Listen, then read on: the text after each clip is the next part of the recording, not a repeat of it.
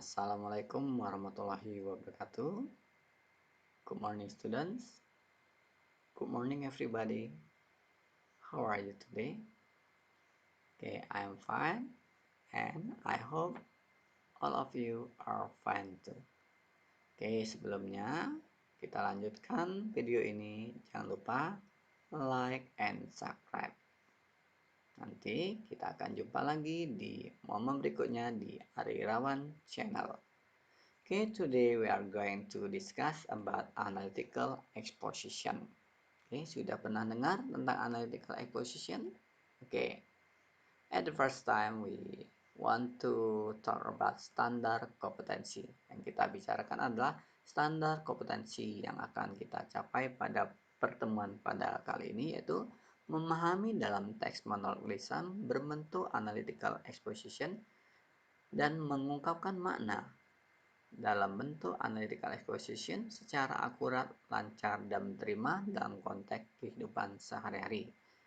Oke, yang berikutnya yaitu kompetensi dasar. Apa sih kompetensi dasar yang akan kita capai? Itu merespon dan mengungkapkan makna dalam teks monolog secara akurat, lancar, dan diterima yang menggunakan ragam bahasa lisan yang berbentuk analytical exposition. Oke, yang berikutnya itu indikator. Apa yang akan kita capai dalam pertemuan pada kali ini, yaitu yang pertama, mengidentifikasi makna dalam teks analytical exposition. Yang kedua, mengidentifikasi langkah-langkah retorika dalam wacana analytical exposition. Yang ketiga, menulis teks berbentuk monolog atau essay analytical exposition. Oke, pertama yang kita bicarakan analytical exposition tentunya yaitu pengertian dari analytical exposition. Analytical exposition is a text that elaborates the writer's idea about the phenomena that occurs in daily life. Jadi analytical exposition adalah sebuah teks yang elaborasi, yaitu menggabungkan pendapat-pendapat penulis tentang fenomena-fenomena yang terjadi dalam kehidupan sehari-hari. Gimana dengan tujuannya? Its social function is to persuade the readers that there is a case to concern and to pay attention to. Tujuannya itu mengajak atau mempengaruhi si pembaca. Dalam hal ini adalah supaya si pembaca itu memperhatikan ataupun menyetujui apa yang disampaikan oleh si penulis tersebut. Oke, yang berikutnya itu tentang generic structures of analytical exposition. Generic structure-nya ada 3. Yang pertama yaitu tesis. Tesis itu bisa kita bilang bahwa pernyataan umum. Apa sih pernyataan umum atau tesis tersebut? Yaitu to introduce the topic and the writer's position as the outline of the main argument. Memperkenalkan topik dan posisi si penulis terhadap pernyataan umum tersebut. Contoh, dalam fenomena-fenomena yang terjadi dalam kehidupan kita sehari-hari itu biasanya ada pro dan kontra. Nah, yang di sini dimaksudkan ada menentukan posisi si penulis terhadap topik yang akan diangkatnya tersebut. Oke, yang berikutnya itu tentang argumen. Argumen itu apa ya? Ya benar, pendapat atau pernyataan. Oke, isinya adalah developing and supporting the argument. Jadi dalam argumen ini, dalam bagian argumen ini, di sini akan mengembangkan pernyataan umum tersebut dengan menambahkan argumen-argumen pendukung yang tentu saja disampaikan oleh para ahli. Yang berikutnya itu reorientation. Apa sih reorientation? Ini beda sama reorientation pada materi kita yaitu narrative text. Di sini maksudnya adalah restating the main point to make the argument strong.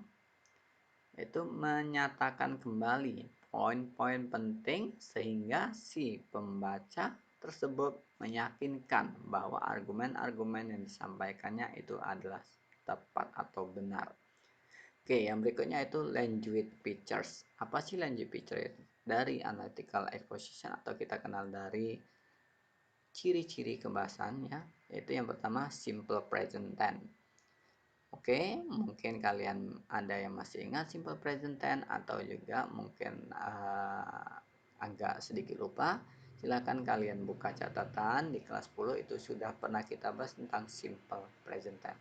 Intinya simple present tense itu biasanya kalau dia menggunakan kata kerja, yaitu kata kerja bentuk pertama, ataupun yang dia tidak menggunakan kata kerja atau menyatakan suatu kegiatan, itu menggunakan is, am, are. Nah, di sini adalah contohnya menggunakan kata kerja, yaitu work ditambah s atau es karena dia termasuk simple present tense.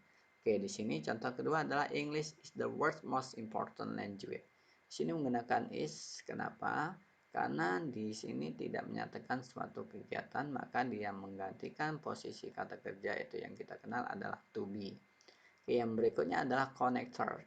To mention several part of argument. Nah, konektor ini digunakan pada paragraf atau struktur bahasan yang kedua, yaitu argumen. Isinya konektor adalah firstly, secondly, finally. Maksudnya menghubungkan antara satu pembahasan menjadi pembahasan lain dan yang lain itu saling berkaitan. Yaitu bisa juga menggunakan first, second, also, moreover, furthermore, etc.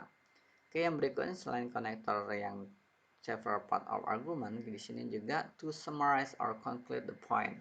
Jadi ketika poin-poin sudah disampaikan, itu bisa kita ringkas, yaitu summarizing, dengan menggunakan in short, in a word, in brief, to sum up. Atau menggunakan concluding, yaitu menyimpulkan, in conclusion, on the whole, all together, in all, etc. Oke, yang berikutnya adalah emotive words. Di dalam analytical exposition itu penulis biasanya menggunakan emotive word. Apa sih emotive word? Yaitu kata-kata yang melibatkan suatu perasaan atau emosi dari seseorang. Di sini diberi contoh worried and felt. Worried kan cemas atau khawatir, felt itu merasa. Jadi emotive word adalah kata-kata yang menunjukkan suatu emosi atau suatu perasaan terhadap sesuatu. Oke, yang berikutnya itu words that qualify statement. Kata-kata yang mempunyai kualifikasi khusus. Intinya maksudnya apa? Contoh, my son friends probably will eat at our house tonight. Teman anak laki-laki saya itu mungkin akan makan di rumah kita malam ini. Jadi maksudnya qualifying statement adalah pernyataan-pernyataan yang meyakinkan bahwa itu kemungkinan benar terjadi. Oke, yang contoh kedua, we left for work at our usual time. Oke, yang berikutnya adalah what does link argument. Nah, di sini yang tadi sudah disebutkan itu kata-kata yang mempunyai pernyataan-pernyataan yang berkaitan satu sama yang lain. Kalau ada firstly, maka ada secondly dan sebagainya. However, maka bergandengan juga dengan therefore dan sebagainya. Oke, di sini contohnya adalah the importance of English language. Pernyataan umumnya apa? I personally think that English is the world's most important language. Why do I say that? Dia meyakinkan di sini bahwa bahasa Inggris itu adalah bahasa yang paling penting di dunia. Nah, ini yang menyatakan posisi si penulis bahwa posisinya setuju, menyatakan bahwa bahasa Inggris itu adalah yang paling penting. Yang berikutnya adalah firstly. Nah, ini sudah masuk dari argumen, itu pernyataan. English is an international language, it is spoken, bla bla bla dan sebagainya. Saya menyatakan fakta-fakta dari English atau bahasa Inggris itu merupakan bahasa yang penting, yang paling penting. Secondly, English is also bla bla bla bla. Oke, yang kita lihat di paling bawah yaitu from the fact above, it is obvious that everybody needs to learn English to greet the global era. Nah, di situ lebih menekankan kepada mengajak, meyakinkan si pembaca bahwa setiap orang itu butuh belajar bahasa Inggris untuk menyapa zaman globalisasi. Oke. Oke, di sini ada 3 pertanyaan sudah disiapin. Silakan kerjakan pertanyaan ini di buku latihan kalian ataupun kalau nggak punya buku latihan, silakan di buku catatan tersebut. Yang pertama, what is the text about? Apa sih ide pokok dari teks tersebut? How many argument does the text have? Nah, argumen tadi di bagian posisi mana? Silakan kalian hitung berapa argumen dari teks tersebut. What is the purpose of the tag? Nah, tadi sudah kita bahas apa sih tujuan dari tag. Ingat, purpose itu maknanya adalah tujuan. Oke, nah ini tadi. Oke, berikutnya adalah tugas untuk membuat analytical equation.